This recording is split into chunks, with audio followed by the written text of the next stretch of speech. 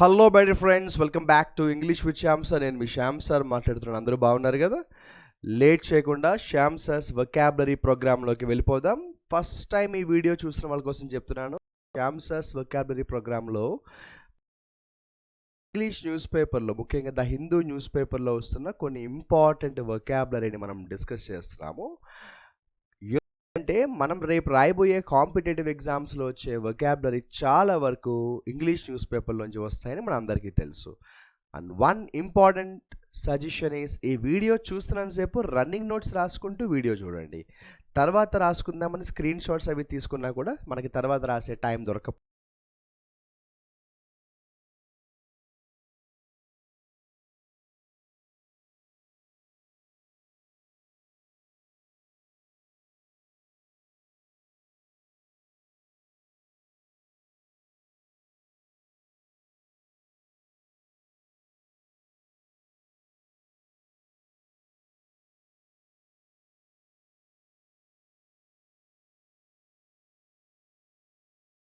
మనకి కొన్ని వొకాబులరీ అయితే వచ్చాయి. లేట్ చేయకుండా స్టార్ట్ చేద్దాం.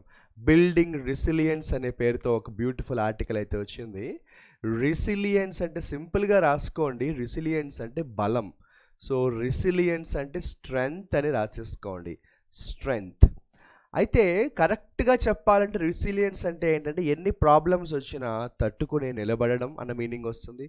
కింద పడినా కూడా మళ్ళీ పైకి లేచే ఒక స్ట్రెంగ్త్ని ఏమంటామంటే మనం రెసిలియన్స్ అంటాం. మనం లైఫ్లో చాలా ప్రాబ్లమ్స్ ఫేస్ చేస్తూ ఉంటాం.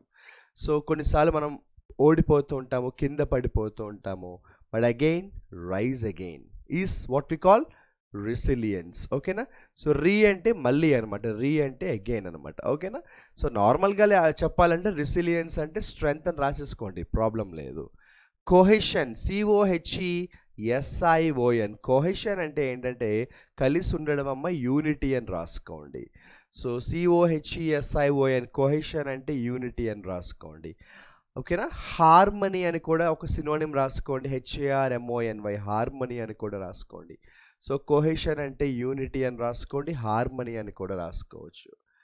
ఇలా మీరు చూసుకుంటూ వెళ్తే ఇక్కడ ఒక బ్యూటిఫుల్ వొకాబులరీ వచ్చింది. అది ఏంటంటే ఎస్కలేషన్. మీరు ఎప్పుడైనా ఎయిర్పోర్ట్స్లో కానీ, మెట్రోలో కానీ, లేకపోతే షాపింగ్ మాల్స్లో కానీ ఎస్కలేటర్ ఎక్కే ఉంటారు. సో ఎస్కలేషన్, ఎస్కలేటర్ అవన్నీ ఒకటే. ఇంక్రీజ్ అని రాసుకోండి. ఎస్కలేషన్ అంటే పెరగడం, ఇంక్రీజ్ అని రాసుకోండి. ఇంక్రీజ్కి చాలా సినోనిమ్స్ చెప్పచ్చు. అందులో ఒక ఇంపార్టెంట్ సినోనిమ్ చెప్తాను, ఏంటంటే అప్టిక్, UPTICK. అప్టిక్ అన్నా కూడా ఇంక్రీజ్, ఎస్కలేషన్. ఓకేనా? యాంప్లిఫై అని కూడా అనొచ్చు. పెరగడాన్ని ఏమంటామంటే యాంప్లిఫై అని కూడా అనొచ్చు. పెరగడాన్ని ఏమంటామంటే సర్జ్ అని అనొచ్చు, SURG, సర్జ్ అని కూడా అనొచ్చు. ఏదేమైనా ఎస్కలేషన్ అంటే ఇంక్రీజ్. ఓకేనా? తర్వాత చూడండి, బంబార్డ్మెంట్ అన్నారు, BOMBARDMENT. So what is the meaning of the vocabulary బంబార్డ్మెంట్? సింపుల్గా చెప్పాలంటే బంబార్డ్మెంట్ అంటే అటాక్ చేయడం అని రాసుకోండి. బాంబులతో కానీ, బుల్లెట్స్తో కానీ అటాక్ చేస్తే బంబార్డ్మెంట్ అంటాం. సో బంబార్డ్మెంట్ అంటే అటాక్ అని రాసుకోండి, అటాక్. ఇది ఒక ఇడియం లాంటిదని చెప్పచ్చు, క్రాస్ హెయిర్స్. మరి నేను మీకు హోంవర్క్ ఇవ్వబోతే అలా, దీని ఇడియం ఏంటో మీరే ఫైండ్ అవుట్ చేయండి. Cross hairs.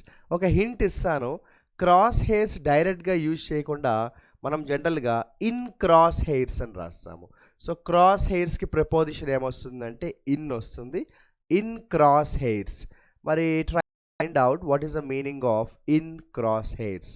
దీని ఆన్సర్ ఫైండ్ అవుట్ చేసి కామెంట్ సెక్షన్లో మెసేజ్ చేయండి. ఓకేనా? ఆ తర్వాత మౌంటింగ్. ఇందాక ఒక చోట నేను మీకు ఎస్కలేషన్ అంటే ఏంటో చెప్పాను, పెరగడం అని చెప్పాను. ఆ మాటకు వస్తే మౌంట్ కూడా పెరగడం. సో ఎస్కలేషన్ అన్న, మౌంటింగ్ అన్న ఒకటి, ఇంక్రీజ్ అనమాట. ఓకేనా? ఆ తర్వాత ఒక బ్యూటిఫుల్ వొకాబులరీ అయితే వచ్చింది, అది ఏంటంటే సస్టైనబిలిటీ.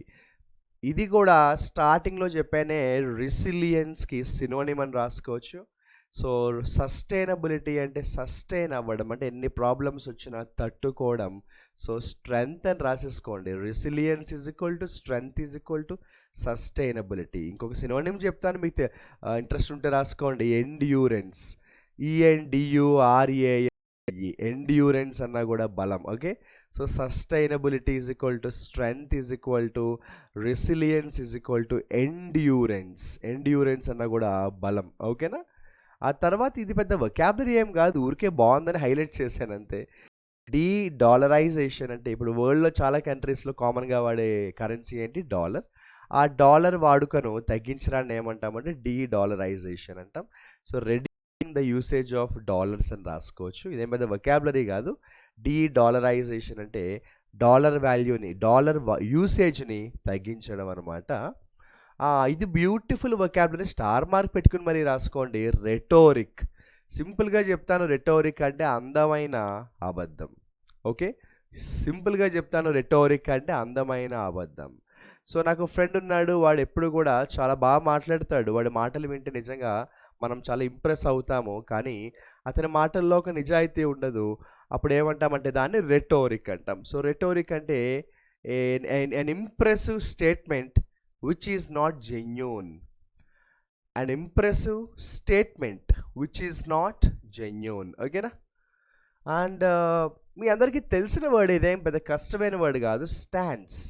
ఇప్పుడు ఫర్ ఎగ్జాంపుల్ నాకు ఓ డౌట్ వచ్చి నా ఫ్రెండ్ అడిగాను, రే ఈ విషయంలో నీ ఒపీనియన్ ఏంటి, నీ స్టాన్స్ ఏంటి అన్నాను. సో స్టాన్స్ అంటే నీ ఒపీనియన్ ఏంటి, ఈ మ్యాటర్లో నీ యొక్క అభిప్రాయం ఏంటి అంటాం. సో నువ్వు ఎవరికి సపోర్ట్ చేస్తావు, నీ స్టాన్స్ ఏంటి అంటాం. సో స్టాన్స్ అంటే రాసేసుకోండి ఒపీనియన్, స్టాన్స్ అంటే రాసేసుకోండి opinion. Okay, opinion.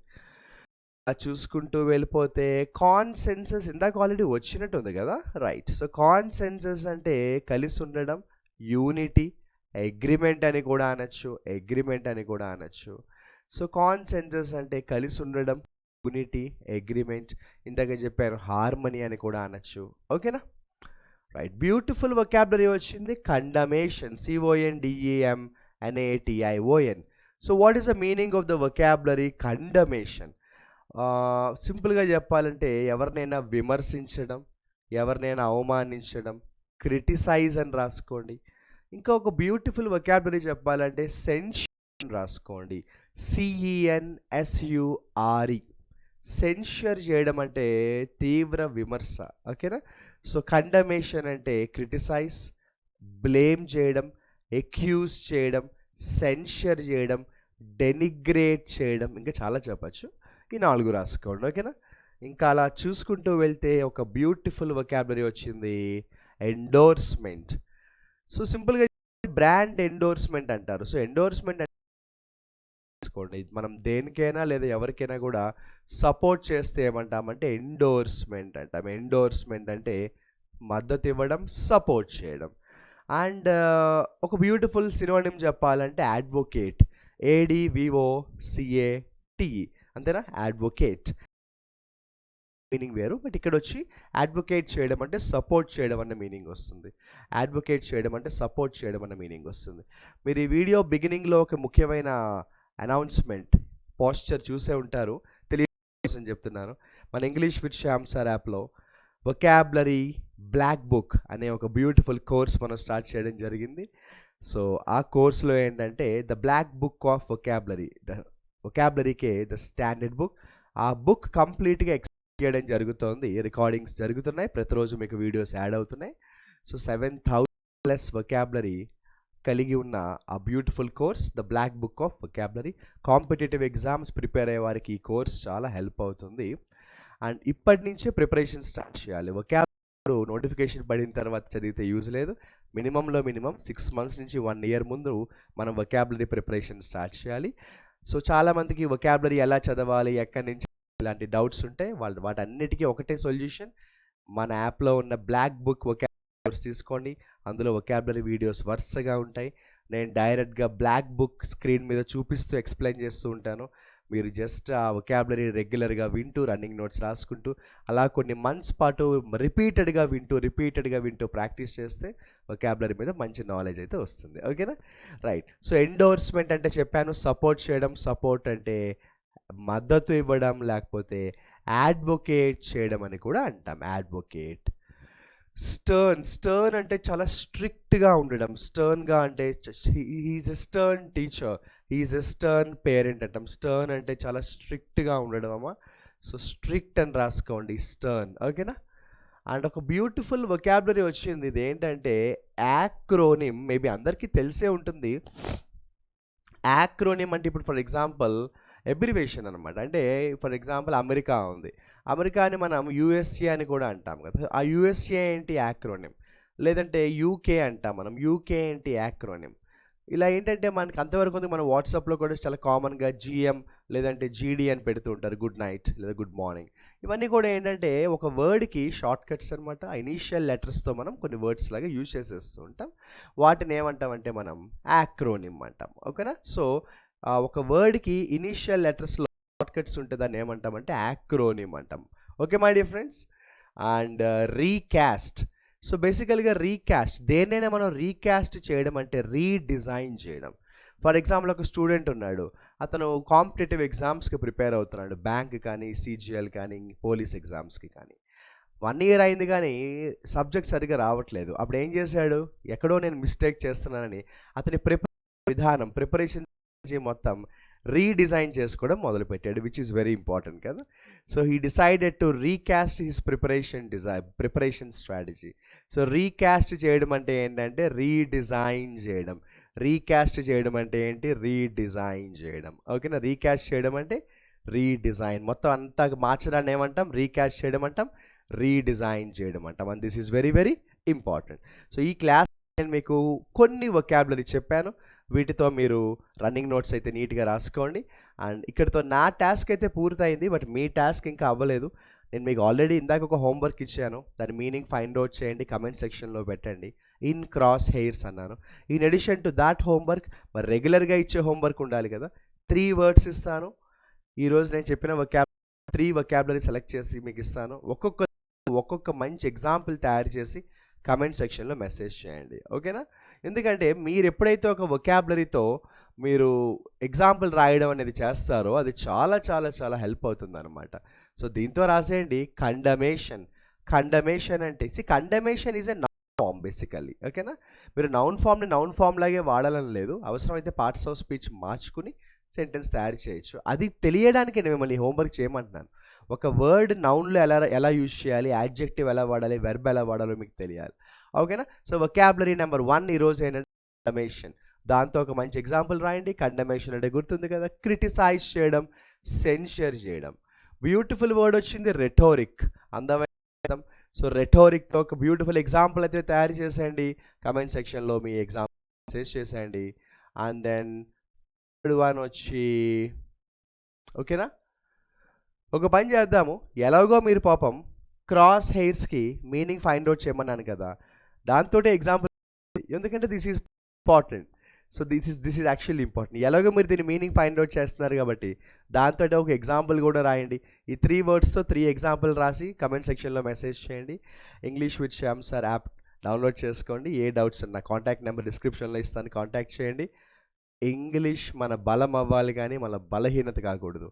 English must be our strength, it should not be our weakness. అరే మన కెరియర్కి ఇంగ్లీష్ ఒక ఎక్స్ట్రా సపోర్ట్ సిస్టంలో పనిచేయాలి కానీ ఇంగ్లీషే మనకి మైనస్ అంటే ఎలా? తెలుగే నేర్చుకున్న మనకి ఇంగ్లీష్ నేర్చుకోవడం ఆఫ్టర్ ఆల్ అంత సీన్ లేదు ఇంగ్లీష్కి. ఓకేనా? తెలుగే నేర్చుకున్న మనం ఇంగ్లీష్ నేర్చుకోవడం ఇట్స్ నాట్ ఏ ప్రాబ్లం. నేను ఎప్పుడూ చెప్తూ ఉంటాగా, బ్రిటిష్ వాళ్ళనే తరిమి కొట్టిన మనకి వాళ్ళు వదిలి వెళ్ళిపోయిన వాళ్ళ ఇంగ్లీష్ నేర్చుకోవడం పెద్ద మ్యాటరే కాదబ్బా. ప్యాషన్ డెవలప్ చేసుకోండి, పేషెన్స్ డెవలప్ చేసుకోండి, ప్రాక్టీస్ చేయండి. P3. Passion, patience, practice. మిగిలినంతా నేను ఇచ్చే గైడ్లైన్స్ ఫాలో అవ్వండి. శ్యామ్ సార్స్ వొకాబులరీ ఇక్కడితో ఎండ్ చేద్దాం. నెక్స్ట్ వొకాబులరీ వీడియోతో మళ్ళీ కలుస్తాను. తెలుసు కదా, వొకాబులరీ ఎన్ని చదివేమని కాదు, గుర్తు పెట్టుకునేలాగా చదవడం ఈజ్ వెరీ ఇంపార్టెంట్. నెక్స్ట్ సెషన్లో కలుస్తాను. Wish you